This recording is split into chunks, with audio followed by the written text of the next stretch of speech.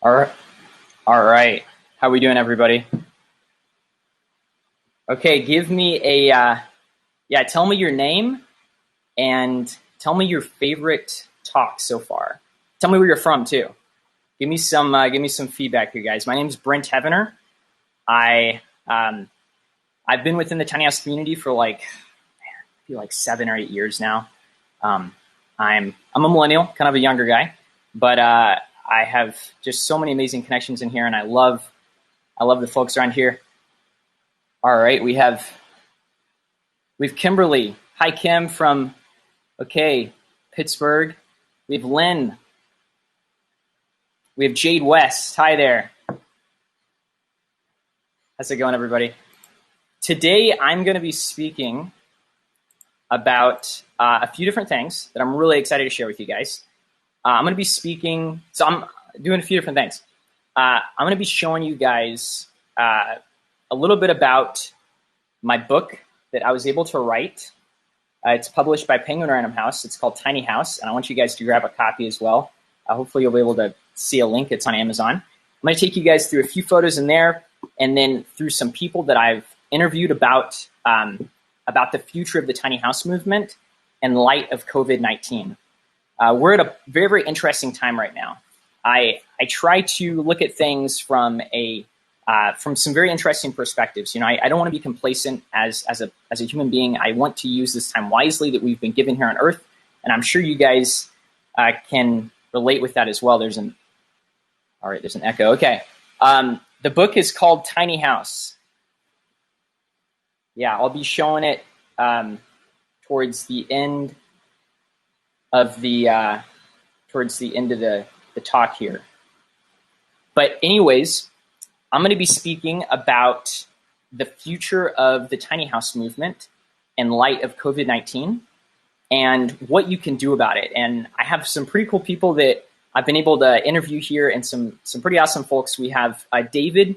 He's going to be coming up here in just a little while, and he's an economist. He's been doing a lot of work in business, and he's going to give us some tips on that and just some of his ideas. And then as well as Matt Impala. He's actually speaking here at this conference. Really, really incredible guy, and he owns Handcrafted Movement tiny homes out of Portland, Oregon. I believe it's Portland. So the title of my talk here today is, I'm going to show you guys something here.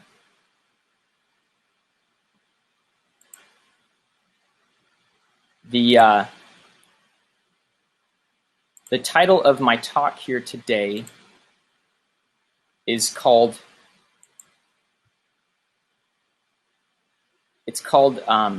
Abide. So I have a little synonym. I think it's called, I tend to get the word synonym mixed up with cinnamon, but catch me, please. So it's called Abide. So it's always be introspective, diligent, and expectant. My photo that has the right word expectant did not show up there, but that's okay. You guys get the gist. So always be introspective, diligent, and expectant. I think this is so crucial for us right now in the tiny house industry, and just for us as humans to be introspective, which means to be aware of what's going on inside of us, aware of what's going on spiritually, aware of what's going on in the world, and then diligent to assess issues and to go forth in boldness and to go forth and build that tiny house, to go forth and plant that garden, to go forth and do as you're called to do, to complete your purpose, to go write that book, to do whatever has been put on your heart to do. And then to be expectant. You know, this is a season of hope, even though there's a lot of crazy things going on. And my condolences out to those who have lost loved ones during this. And I know it's not been easy, especially with those who have had financial repercussions during this time and just tough issues. But there is hope. If we seek the one who made us, if we seek our Creator, there is hope. So I want to focus on being introspective, diligent, and expectant, and I want to relay that during this time. So I'm going to tell you guys a little bit about myself. My name is Brent Heavener. I want to start off first by thanking Jason and Zach. I'm sure you guys have seen and commenting. They are the creators of this event. Just some awesome, incredible dudes. really, really down to earth, just incredible guys. And yeah, probably their wives. I'm sure their wives have been ones that have helped out with this a little bit. So not only them, but their wives. And yeah, I just want to tell a little bit about myself and how I grew up. I grew up north of Los Angeles, California, up in the high mountains of the high desert there. And I grew up out on a ranch, and it was just a really incredible time in my life. And like my childhood, my family's super eclectic, super interesting. We left California in 2013, and we ended up traveling around the states looking for a place. Just my parents were really just seeking their creator about what the purpose of our family was. And we were some would call us homeless during that time, but others would just call us really eclectic. And it was a good bonding time. Imagine being cooped up with siblings at that age, and it was just a lot of fun. But yeah, growing up in California, there, backtracking just a little bit, I used to go out and build forts as a kid and get up real early, and I mean those things were just beautiful. They had just all kinds of just built with grit and determination, and just really beautiful forts that I used to build just getting out as a young man. And I'm going to show you guys a picture of kind of where I grew up in California there. So you can see there just some in the high desert there, just some beautiful, just a really beautiful place to be. So I grew up traveling, and my dad and my mom always instilled in me to be out of the system, to be against the status quo, and to just be different. And I really think this aided in my passion for the tiny house movement. And when I first started blogging about it on Twitter and then on Instagram years ago, the passion for getting out and doing something different and being out of the system really drove that. And then from that, I've been able to, again, write Tiny House, which has just some incredible homes featured in it. We have like vans and tree houses and even like RVs of just some really beautiful places. So I was able to do that and just connect with a lot of these really cool people. And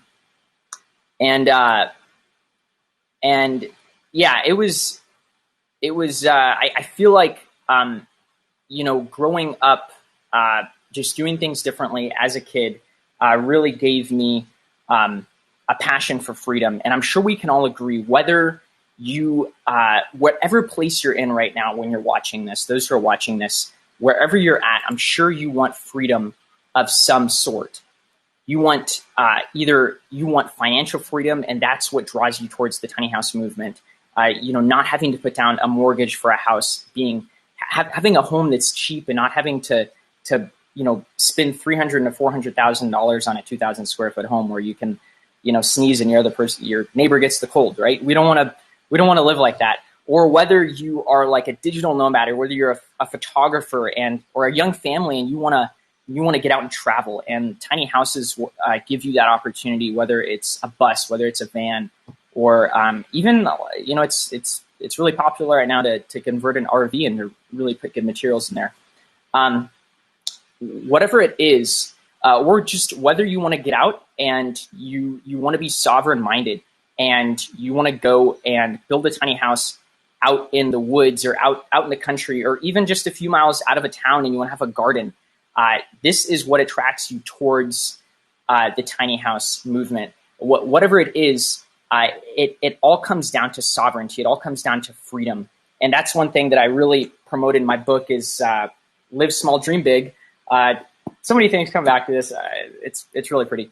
But to really be focused on being like freedom-minded, the fact that, during this time, I'm going to be open with you guys, it's so crucial for us to be focused on freedom. And whether that's physical freedom, whether that's financial, whether that's spiritual freedom, the most important freedom, or whether that's freedom with family and just being able to travel, that is so crucial, because we see what's going on with government. We see what's going on in so many different spots. So it's just really crucial for us to be freedom-minded and to just keep that in mind. I'm just going to show you guys another picture of a book here. This of the home. This is up in California. This is Alec Lasevsky's home from Tiny Project. Really, really pretty photos here. I'm just going to kind of show you guys some of the different homes throughout this time. And again, can I see who's in here now? Send me your name and send me where you're from, at least the state, and the area that you are right now. And yeah, show me where you're from. Let's get some feedback here. And this is also some other homes here.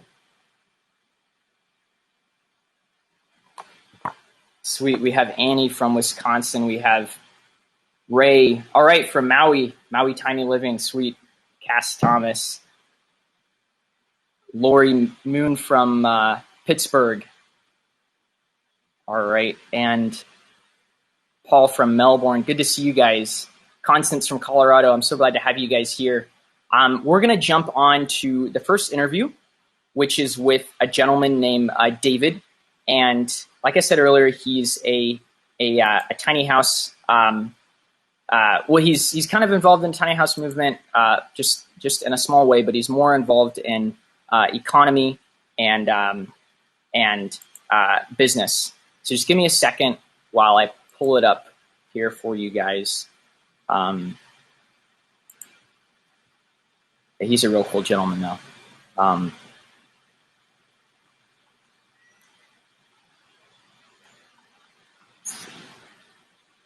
Yeah, so let's see. We have Linda from North Carolina. Sweet. Thanks for joining us.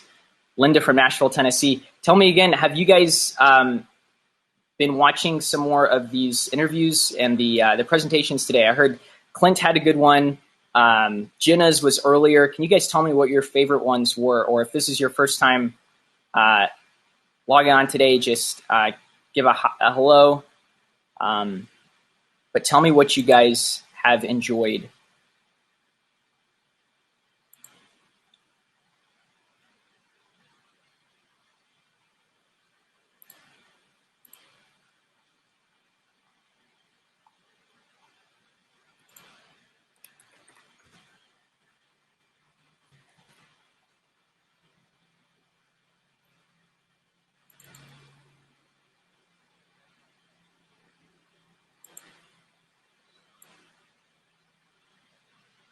All right, just it's almost pulling up here, and let's see, here we are. How's it going, everybody? Brent here. I'm here. All right, so great, Lenny from New Jersey, almost all day, sweet. All right, so I'm just getting him up here.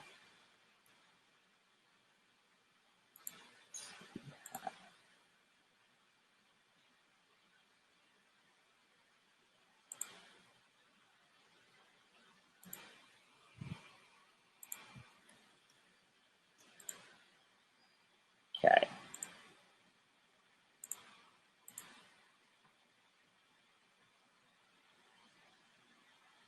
All right, so we're going to jump to the first interview here.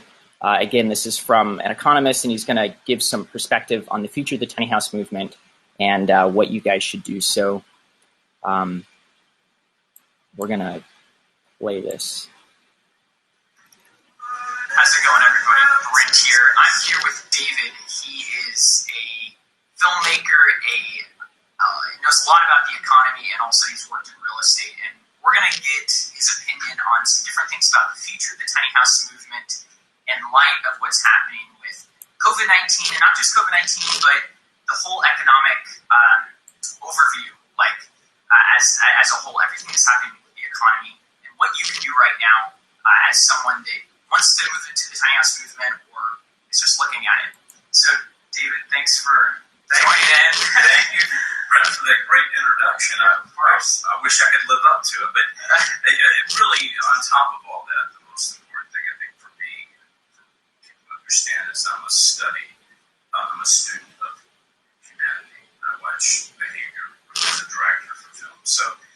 maybe the place where I'm coming from, some of the answers, advice I give is going to be coming from a place of how I've studied people in the past, how I'm looking at it now, but I think it's going to happen in the future. Yeah, which is so crucial, because if we're not preparing in this time, what are we doing? And physical preparation is so important, but as we both know, spiritual preparation is the most important thing. If we don't have a right standing with our Creator, then what are we doing? I believe the world we're stepping into cannot depend upon services such as utilities, such as water, electricity, gas.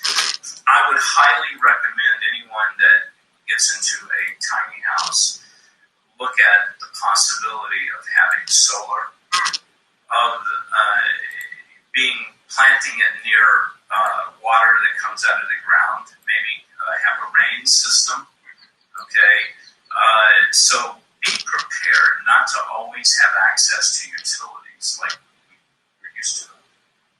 Yeah, that's fantastic. That's really, really good advice. Very, very practical. And I know previously you had mentioned that you see us going from, I'm kind of putting in my own words, but almost being a people that just has everything done for us and is so used to getting it so fast and all these services, to now living more dispersed outside of very urban communities and probably out in the country, and having gardens and being more self-sufficient and not always expecting, everybody else to do something for us, but instead, being more independent while still having a very community-driven sort of mindset. So you believe things are going to become more self-sufficient, independent upon gardening and utilizing the earth around us and what we've been given. Yeah, if you want to stay away from the grasp of the one world government, it's going to be. Of course, if you want to just take what they have to offer, they're going to pay you, they're going to feed you, they're going to do everything for you. But we as Christians know that we can't go down that road. We have to stay, with our God. Having said that, if you do go down that road, which I hope everyone does, meaning the road that we talk about, Revelation, taking the mark of the beast, all that's going to tie into this one world order.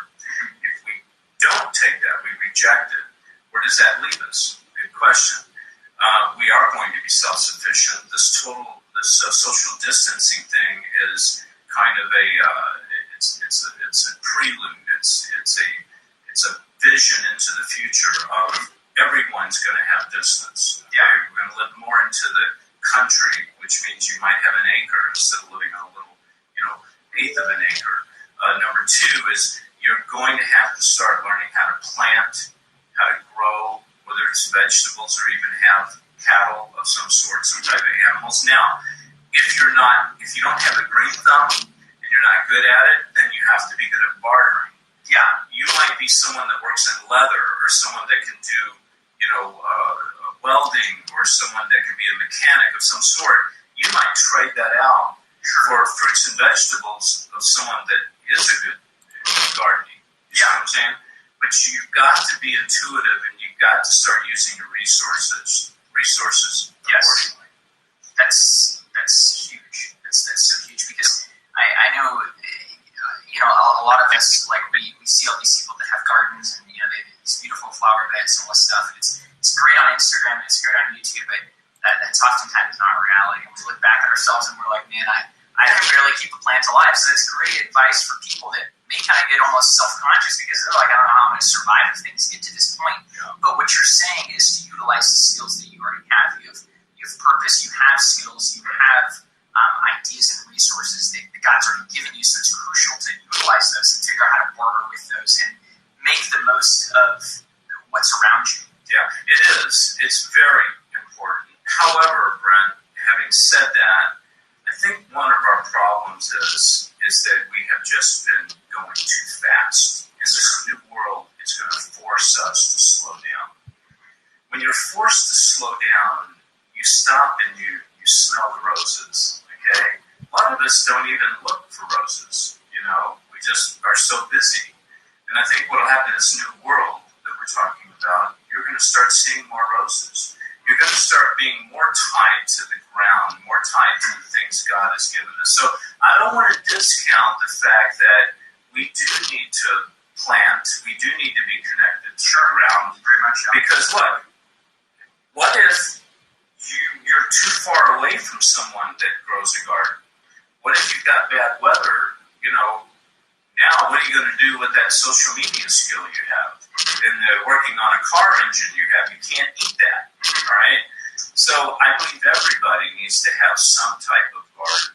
Don't think that you're going to be able to pass this by, because you're going to need to be self-sufficient, and you can't rely on your neighbor, because your neighbor may be too far away. And, hey, the truth is your neighbor might have not enough vegetables for everybody, so you need to take care of yourself. Yeah, that's true. That's true. So just, again, recap us for those that are watching this tiny house event. Currently, right now, of course, going through this pandemic, you believe that the way that the world has been for this amount of time, the way that we've approached the tiny house industry is rapidly changing in an economic way, and social and spiritual, in every single way. And you believe there's going to be, even if it's very subtle, a one world sort of regime come in, and that'll affect the housing industry and how we live as a whole. And you would encourage them to become self-sufficient, to just utilize what they've been given. Is that correct? That's right. Recap it. That's right. So the world in which we will see when we come out of our houses, who knows when that's going to be, won't be the same world we saw as we went into our houses. And what does that mean? It means that there is now a new world order that has just taken over. The new world order is the world coming together, the countries coming together, economically, culturally, even in religion. I don't want to get into that right now, but they grouped together and they've formed this allegiance called the New World Order.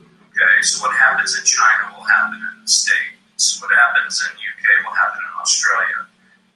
The laws are going to say, in order to eat, to survive, to do this, you need to take this vaccine, or you need to take this certification. You need to take something we're going to give you to tell us you're not going to spread this, quote, virus. I use that term loosely. Sure. Most of us are not, hopefully, going to go down that route. We're going to turn God's way. God's way says you show your allegiance to me. What I believe that means is we go back to basics. Housing becomes a necessity. It's not some luxury. We grow food in the ground. God gave us ground. God gave us rain. There's many of us never put a seed in the ground. Yeah, you're going to grow your first potato. Okay?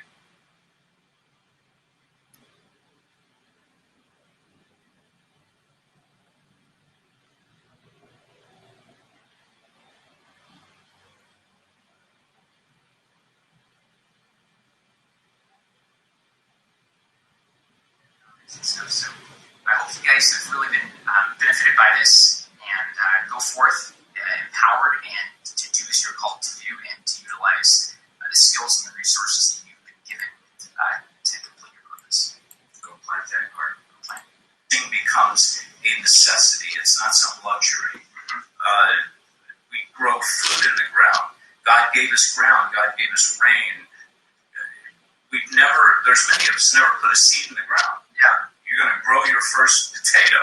Okay, we're going to have to go back to that. So that is the key.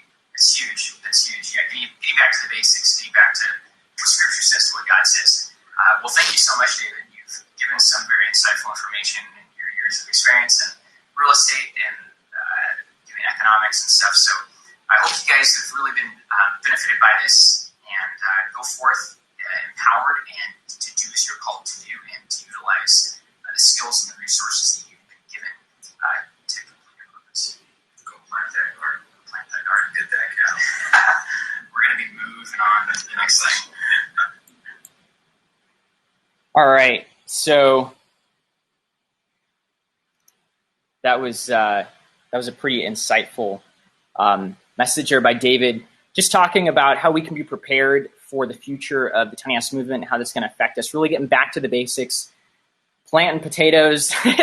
Well, some people might plant potatoes, other people might barter, but an interesting perspective, doing cows as well. I want to pull up the next interview we have here. It's with an awesome guy named Matt Impala out of Handcrafted Movement.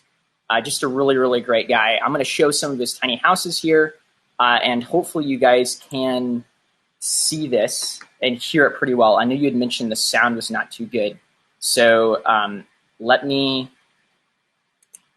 try something here and see.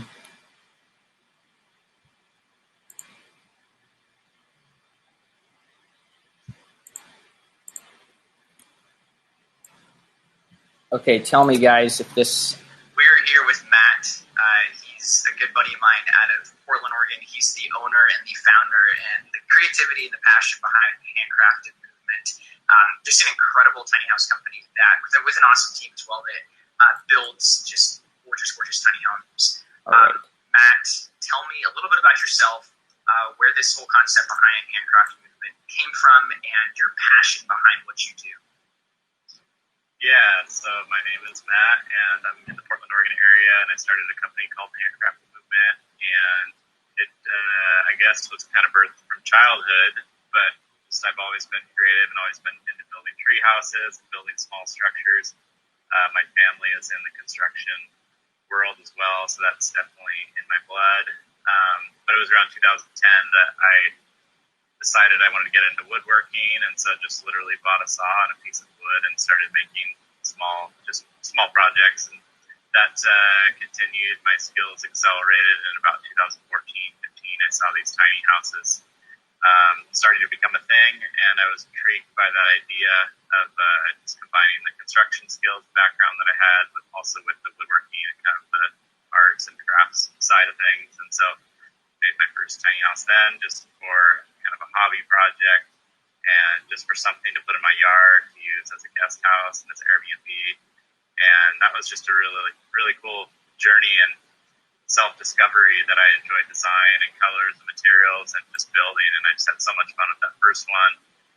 Decided maybe I should sell this thing because I want to do more of these. I didn't want to stop with just one. And so put it online and just had a real strong response from a lot of people that wanted them. And so that kind of is what we've got me going. And now I've kind of built that little team of guys, the craftsmen that are building and doing the day-to-day. Nice, dude. Nice. Yeah, I'm going to step out on a limb here and try to remember the name of the first one. It was at the Artesian Retreat. Artisan Retreat. Artisan, yeah. Yeah, I love that home.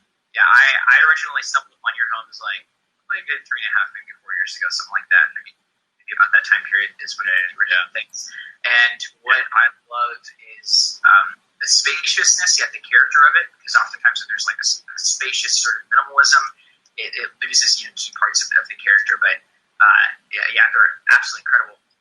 What would you say is one of your biggest drivers when it comes to your homes? Like, what do you want people to get out of them, or what kind of value do you want to create in these homes, or in the way people are affected by them, even on social media, sharing them, and the inspiration that comes from that?